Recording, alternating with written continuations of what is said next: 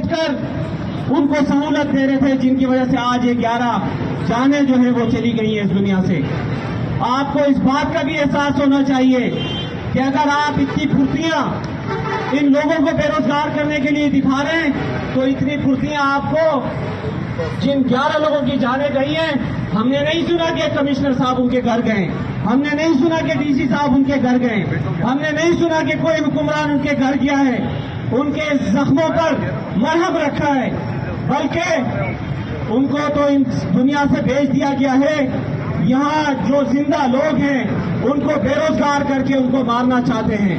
हम आपको ये नहीं करने देंगे, हम आपको नहीं करने देंगे ये। मैं यहाँ के जो दुकानदार हैं, यहाँ की जो कमेटी है, मैं उनसे भी कहना चाहता हूँ कि आपको हिम्मत करना होगा। कराची में जीने के लिए आपको अपने हक के लिए लड़ना होगा। आपको सुकून से बैठकर कोई भी हक नहीं देगा। आपको इस कराची शहर में ये एहसास होना चाहिए कि यहाँ हक दिया नहीं जाता, बल्कि यहाँ हक छीना जाता है। तो आपको भी अपने हक के लिए लड़ना होगा और इन हुक्मरानों से आपको अपना हक छीनना होगा, ताकि आपको जो बेरोजगार किया जा रहा है, आपके कारोबार को जो खराब किया जा रहा है, उसको हम ना होने दें। इसका मुकाबला करने के लिए आप सब लोग तैयार हैं?